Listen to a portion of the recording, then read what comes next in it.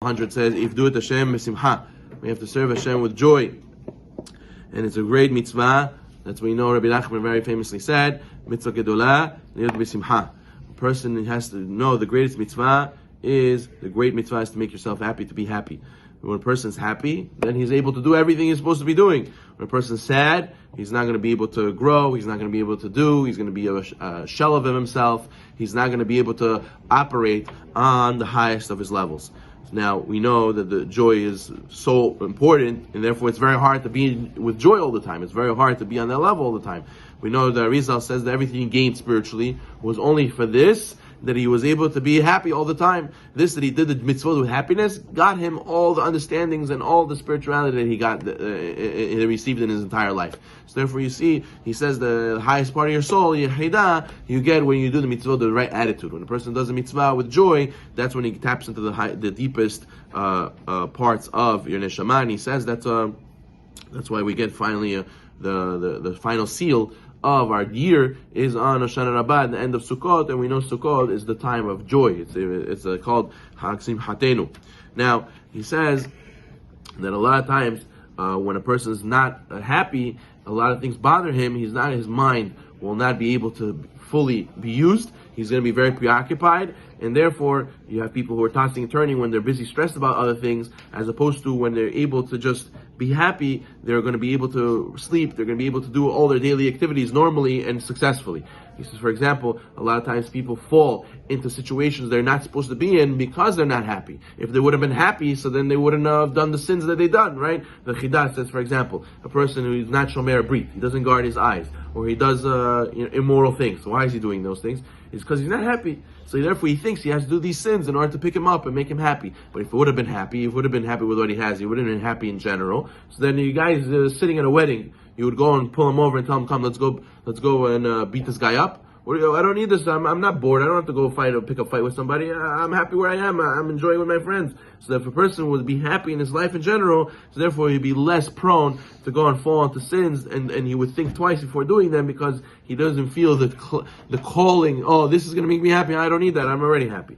So therefore, also, he says that the Nachash, we realized the Nachash tricked Adam and Chava thinking that they needed the fruit of knowledge in order to be able to what they need in life. And a lot of times that the person can get the Nachash, the Yetzer Hara can steal from you the same way. Today, a person has a lot of good things, and the Nachash and the Yetzer Hara who comes in, makes you focus only what you don't have. Oh, look, you don't have this yet, but you don't have that yet, but you don't have that yet, and tries to steal away your joy, and therefore that he wants you to be, on a lower level. He wants you not to be as successful, and he does this by stealing your joy, making you focus on what you don't have. A lot of times people get very emotional, and they don't know how to deal with their emotions or the situations they're in. But I heard they explain one time that the word emotion in Latin stems from the word motion, which means to move.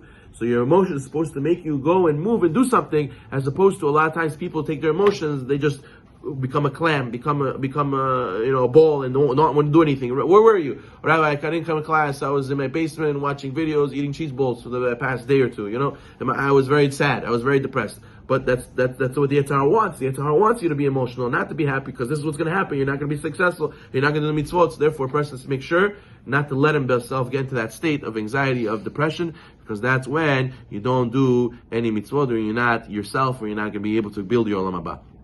Therefore, he says that a person has to make sure that a person always looks at the good that he has. A person has to count his blessings, and he has to say, at least I have this, at least I have that, other people don't. He says also, the Gemara says that kol mitabel b'churbanah shel Yerushalayim will zocheh lirot simchata. Whoever enjoys in the suffering, in the mourning of destruction of Beit HaMikdash, will see participates in its joy.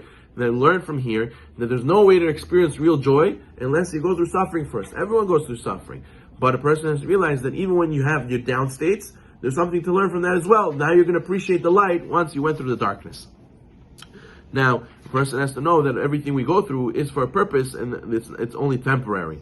Now, the strongest people in the world, are the people who are able to constantly get on themselves. They catch themselves falling in a rut. Emotionally, they're not well. Emotionally, they don't feel good. Emotionally, they're sad. But they pick themselves up. They put themselves back in happiness. That's what the Rabbi Nachman says a person has to work on, to constantly catch yourself and force yourself. For example, those guys who are at the wedding and they stand, they clap on the side, and they don't dance. You have to grab them and say, "Come on, just dance." And once you grab them, you force them. Now they really start dancing. But they needed that push.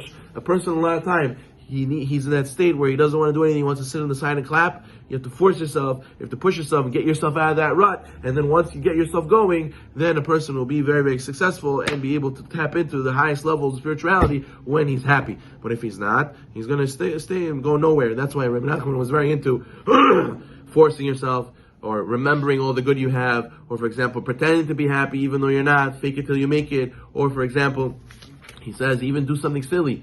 Even, if your family's upset with you, you go like this, la la la la la, and while you make yourself laugh, and you force yourself out of that situation of sadness, something to break the ice. Or very into dancing. The breast lovers are very into dancing and music, listening to music, dancing every day. Such a thing will all help bring a person out of his